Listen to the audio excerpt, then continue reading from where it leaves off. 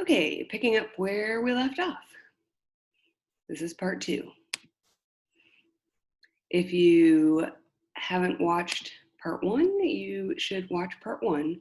Otherwise, you might be a little bit lost. Okay, so this is where we left off. I'd made the basic shape of my face and my glasses and my eyebrows. So now we're going to go in and start working on the eyes. So again, I'm going to zoom in here. And I'm going to make another layer. And this one will be my, let's see, we'll make this one the eyeballs. And so I'm going to create the white space around my eyes and my pupils. So again, familiar curvature tool. We'll start with the white of my eye. And again, really just drawing around that shape. I'm going to use the Alt key here. And remember to close your shape. I'll do the same over here.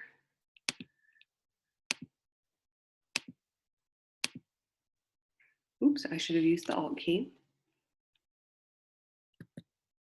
Oops.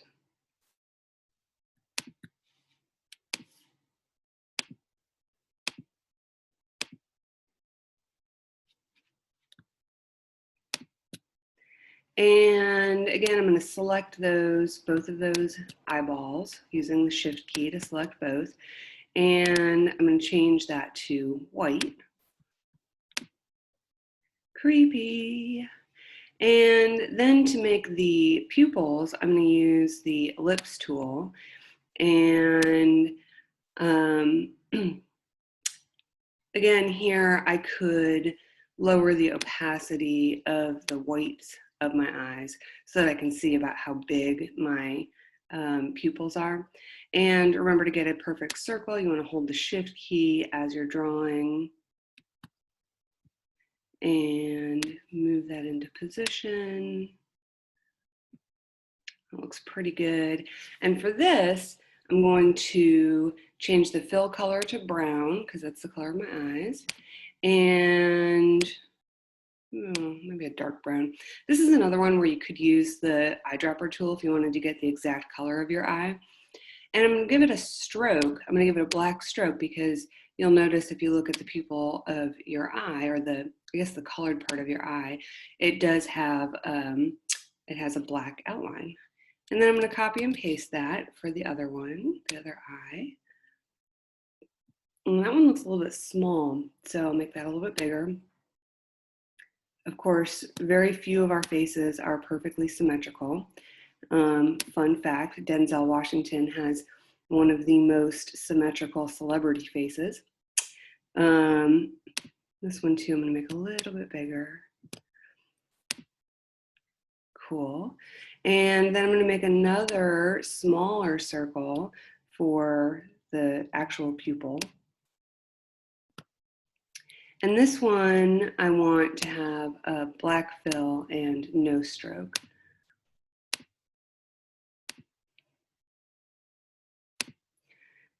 And here, so that I can actually move that, I'm going to zoom in a little bit and move that one into the center and copy and paste over here. Now, why are these not showing up?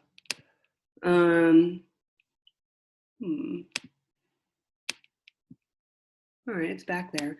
So for some reason, it has placed those circles behind my colored part of my eye. So I'm just going to send the colored part of my eye backwards. Oh, I know what it is. I put it in the wrong layer. So I must have accidentally put it into layer 1. So I'm going to turn off the visibility of the eyeballs layer, and I'm going to take both of these and I'm gonna edit cut or Apple X, and then come up here to my eyeballs layer and paste.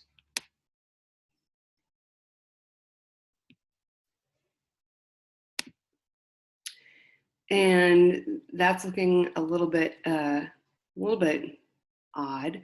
So I may also want to include again, making sure I'm in my eyeballs layer, another small circle, or maybe not a perfect circle, but a little ellipse. And we're gonna make this one white for a little reflection in the eye.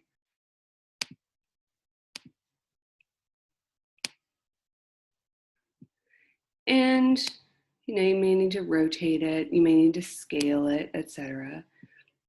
And I'll copy and paste for another one on the other side. Great, and then I'm gonna come back to these, the whites of my eyes, and I'm gonna go ahead and group those again so that those move together and bring the opacity. Why is the opacity not at 100?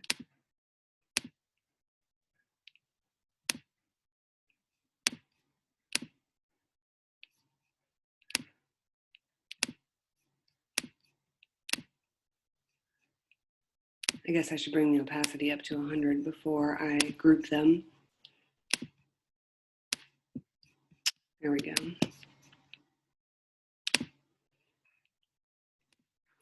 And I'm actually going to go ahead and group all of this.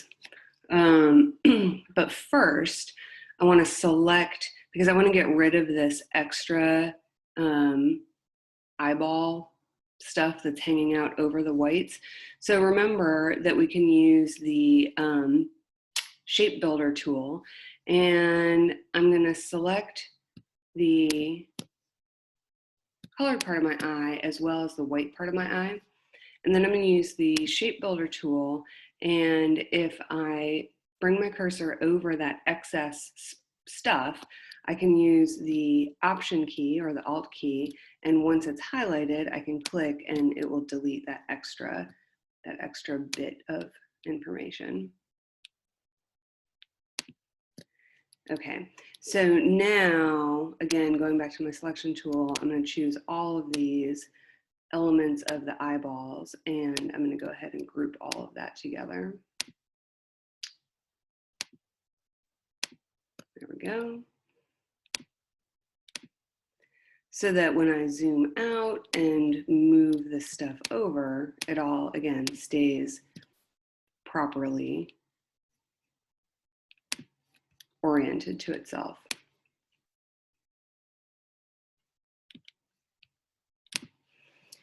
And here again, I'm going to lower the opacity of my face so that I can move my eyes into the proper position.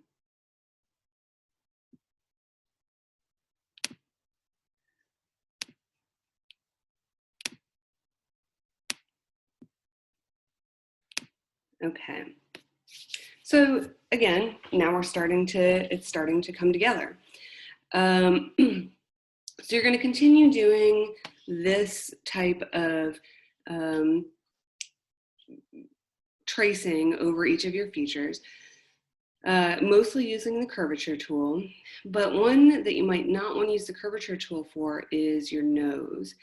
You may want to instead use the brush tool. So let's go ahead and we're going to make a couple of brush strokes, simple brush strokes just to define the nose.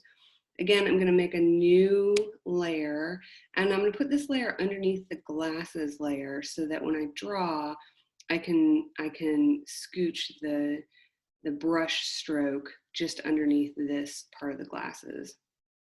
So this will be my nose. And the brush tool works as you might imagine. You can really just draw with it. You do have some options up here. You can choose different shapes of brush tips, basically. So I'm gonna do the 3-point oval, but you play around with what you play around with it, see what works for you.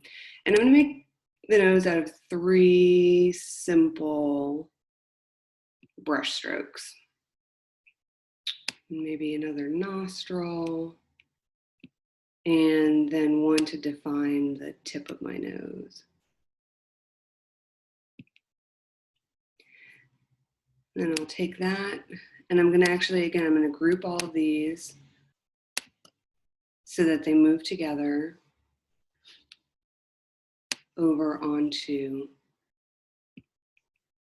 my face. Now you'll notice it blends right in because it's the same color. So I'm gonna use the eyedropper tool, and I'm just gonna select a different one of my skin tones, maybe this one. And you'll see that the shape got weird. It turned into a shape, and that's because when you use the eyedropper tool, it's automatically it's defining the fill color and not the stroke color.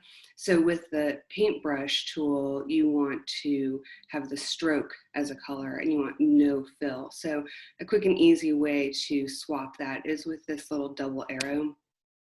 And now I've got just these simple lines as opposed to those weird shapes. And I'm going to group those.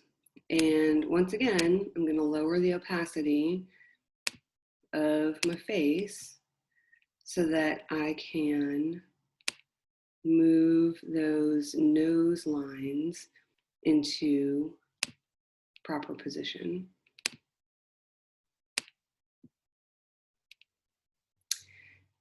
Now, do I think that nose is perfect and well-defined? I think it could be better. And again, you're probably going to spend a number of hours on this. So if the nose doesn't look quite right to you, then do it again. You can also, you get the nose in there and you're like, okay, I'm going to keep going. And you think it looks good right now, but once you get the other elements of your face in, it starts to look weird. So you can always go in and delete it and do it again. Now, a couple of elements that are still missing from my glasses. I'm still missing the nose piece. And like I said, I was going to put in some little rectangles on the edges here to define the edges of the glasses. So I'm going to use another tool that we haven't used yet, which is the arc tool. And it's hidden underneath the line segment tool. I'm going to use this for the nose piece. So I'm going to draw an arc, and it's fairly hard to see right now because it's flesh colored. So I'm going to change that to a dark blue, and I'm going to up the stroke to 2 points so it's easier to see, and move this into position and rotate it, basically transform it. This one I'm not too worried about it being like perfectly the same as my actual glasses. I really am just creating the illusion of that nose piece. And I accidentally put it in the nose layer. So I'm going to go ahead and cut that out and put it into the glasses layer.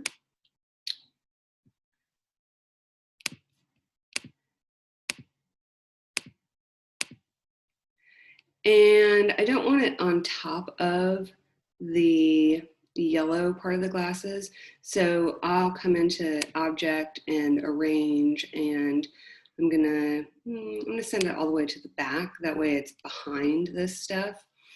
And again, it's not quite the right size. So go ahead and shrink that down a bit.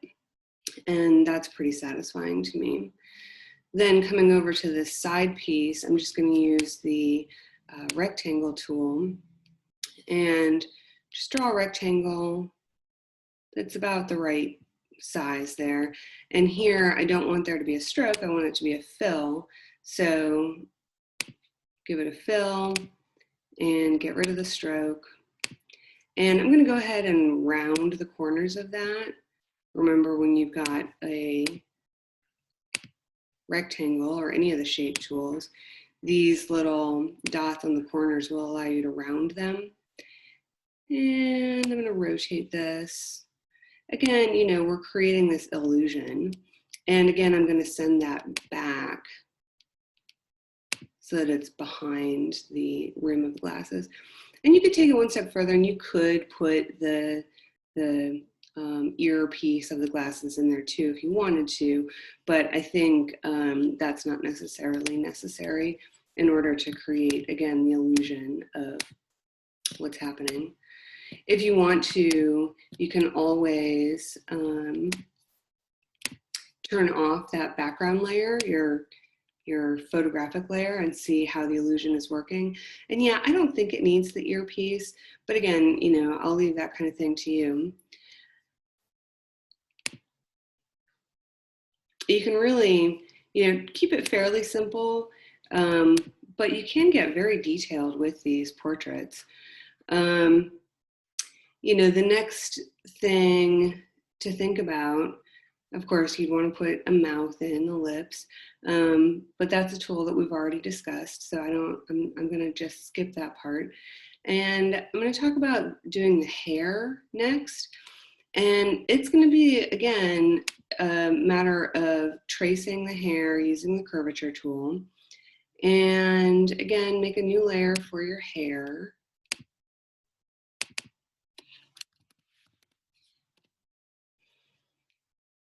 And I'm going to go ahead and trace all of my hair, but ultimately I'm going to create 3 different shapes for the 3 different colors of my hair because of the light and shadow. So this area will all be a very yellow, it'll be that lightest color.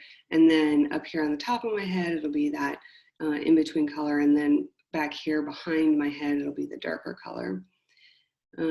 So again, just plotting these points, again, remembering that you can always come back and make adjustments with those.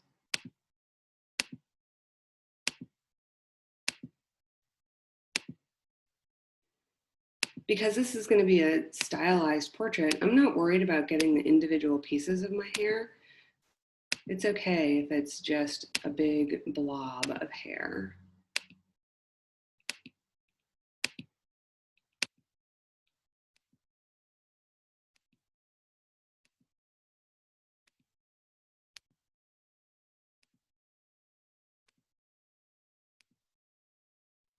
This is kind of fun that it's a nice purple color right now. And if you want to, for your self-portrait, you don't have to keep to reality. If you want to give yourself purple hair, do it. Have fun with it. This is a great opportunity to have fun with a self-portrait.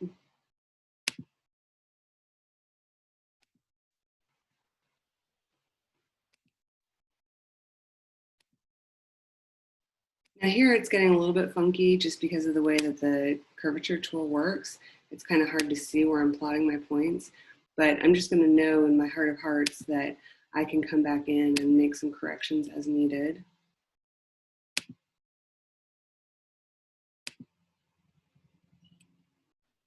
And remember to close that shape.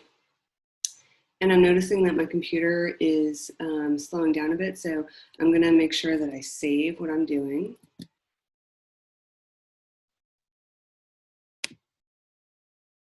Oops. Save, okay. And then again, I'm going to come in here and I'm going to adjust that. Looks pretty good. Where's the edge over here? I'm not too worried about these interior edges because I'm actually going to put the hair behind my face. So I'm going to take that hair layer and put it back behind the skin because I already very carefully defined the shape of my face. And now I can change the color, again, using that eyedropper tool. And we'll start with the lighter color. And now I can see some more points that need to be adjusted just a little bit.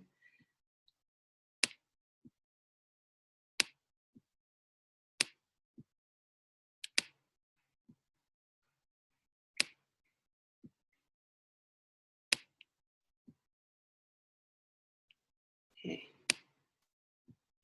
there we go. And again, because the hair is behind the face, I'm not worried about getting a perfect line over here. Okay, then I'm going to deselect that and I'm going to make another shape that is the top of my head. So here, reselect my blonde hair, bring the opacity down, and use the curvature tool to again, oh, let's see, to deselect that hair.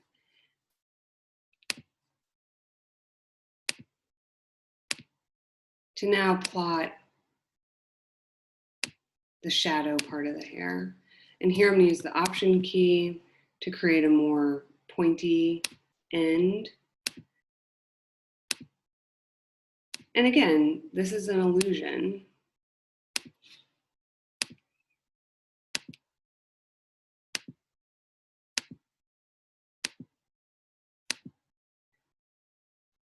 Following along this other hair that I already drew. You could also copy and paste your first hair and then adjust that second, adjust the copy by deleting some of your anchor points. So now this hair is going to become this middle color. And then I'll do the same thing for the shadow part of the hair back here.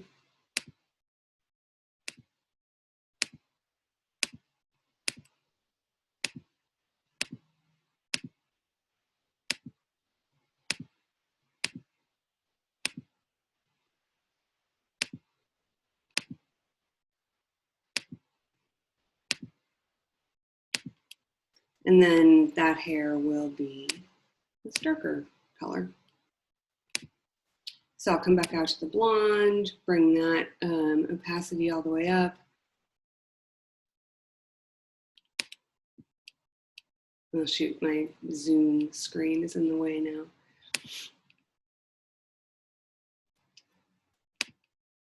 Hey Zoom. There we go.